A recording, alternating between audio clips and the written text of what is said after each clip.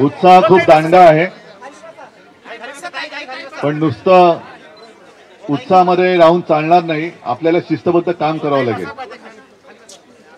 आणि राज्यभर फिरताना जे दृश्य मला दिसतंय ते असंच आहे. महाविकास आघाडी दिवसागणिक अधिकाधिक घट्ट होत चाललेली आहे.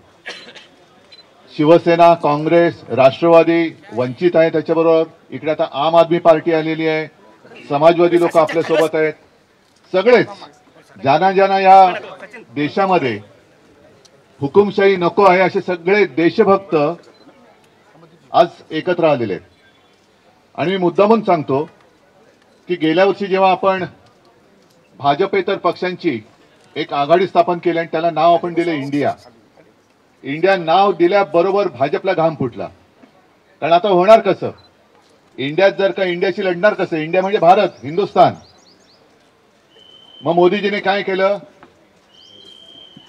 एकदम मला असं वाटतं की खालच्या थरावर जाऊन त्यांनी टीका केली की इंडिया म्हणजे इंडियन मुजाहिद्दीन. मग मी त्यांना उत्तर दिलं होतं किंवा मोदीजी जेव्हा आपण या देशाचे पंतप्रधान म्हणून परदेशात जाता तेव्हा आपली ओळख प्राईम मिनिस्टर ऑफ इंडिया अशी होते की prime minister of Indian Mujahideen अशी होते, कोणाचे प्रतिनिधी म्हणून जाता. आणि त्याच्यानंतर त्याबद्दल त्यांनी काही बोलायचं बंद केलं. आज एकूणच जर तुम्ही बघाल तर पुन्हा एकदा घोषणांचा पाऊस पाडतायत. म्हणजे आपलं हे घटनाबाह्य सरकार पण आहे, त्याच्यानंतर शेवटचा अर्थसंकल्प जाहीर करणारं भाजपा सरकार सुद्धा आहे. म्हणा मोदी सरकारने जो शेवटचा अर्थसंकल्प जाहीर केला, कारण पुढचं सरकार हे मोदींचं नसणार आहे, नक्कीच नसणार. आज सुद्धा मी पेपरमध्ये वाचलं की काही गोष्टींचे त्यांनी किमती कमी केलेल्या आहेत. हे निवडणुकीच्या काळामध्ये होणार आणि निवडणूक एकदा का बटन आपण दाबलं की दुसऱ्या दिवशी बघाल सगळ्याच्या किमती वाढल्यात.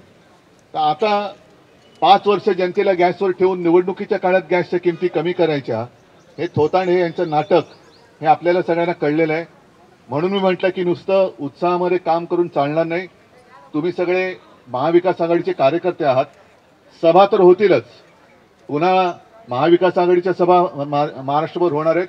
पण कार्यकर्त्यांनी म्हणून तुम्ही जे काय काम करायचे ते तुमच्याकडनं मला हीच अपेक्षा आहे की आजपर्यंत जसं 2014ला मोदीजीने केलं होतं ना चाय पे चर्चा, म्हणजे आता त्या सुद्धा गोष्टी बाहेर यायला लागल्यात. विदर्भामध्ये मी जाईन तेव्हा त्याच्याबद्दल बोलेन की विदर्भात जाऊन त्यांनी 2014ला जी आश्वासनं चाय पे चर्चा चहा पिता पिता केली होती ती अद्याप पूर्ण झाली नाही. पूर्ण तर सोडा, त्याच्याबद्दल गेल्या 10 वर्षात कोणी लक्ष पण दिलेलं नाही. तर अशा ह्या सगळ्या ज्या काही त्यांनी 14 पासून आतापर्यंत मारलेल्या थापा, ह्या लोकांना जाऊन विचारा तुम्हाला यातनं काय मिळालं. प्रधानमंत्री आवास योजनेतलं काय मिळालं, उज्ज्वला योजनेमधनं काय मिळालं, पीक विमा मिळालेला का आहे का, त्याच्यानंतर जनधन योजना, या सगळ्या योजना तुम्ही हातामध्ये घ्या. आणि त्या वर्गात आज महिला दिन आहे, महिलांना शुभेच्छा देताना मी काय बोलावं कळत नाही. याचं कारण कोणत्या देशात आपण राहतोय, ती राजवट कशी आहे, महाराष्ट्रामध्ये काय चाललेलं आहे.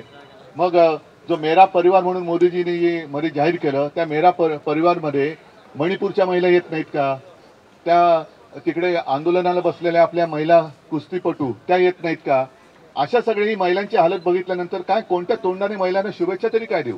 पण मी आज महिलांना एक आवाहन करतोय की महिला शक्ती म्हणजे काल ज्या आदिमायेचं मी दर्शन घेतलं तुळजाभवानीचं, त्या तुळजाभवानीचं तुम्ही सगळे रूप आहात आणि तुमचा आशीर्वाद आम्हाला या लढाईमध्ये पाहिजे. तुमचा आशीर्वाद पाहिजे, महिला शक्तीचा आशीर्वाद पाहिजे की जेणेकरून ज्या वेळेला असुर माजले त्या वेळेला जगदंबेनीच अवतार घेतले होते, म्हणून तिला आपण महिषासूर मर्दिनी म्हणतो. म्हणून मी तमाम महिला शक्तीला आवाहन करतोय की तुम्ही आता महिषासूर मर्दिनी बना आणि देशामध्ये जो हुकुमशहा माजू पाहतोय त्या हुकुमशहाचं मर्दन करून पुन्हा एकदा भारत माता म्हणजे पुन्हा ती महिला शक्तीच कदाचित जगामध्ये एकमेव आपणच असू की आपल्या देशाला आपण माता मानतो, भारत माता. त्या भारत मातेचं रक्षण करण्यासाठी आम्ही मैदानात उतरलोय.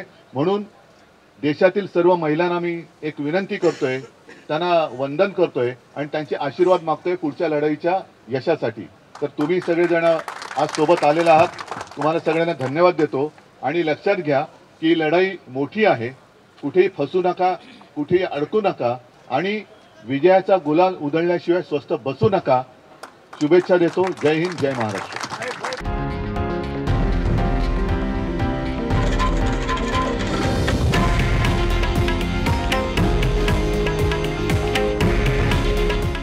आहे देशातील नंबर 1 न्यूज नेटवर्क आणि आपण पाहत आहात TV9 मराठी। काळजी तुमची, हित महाराष्ट्राचं।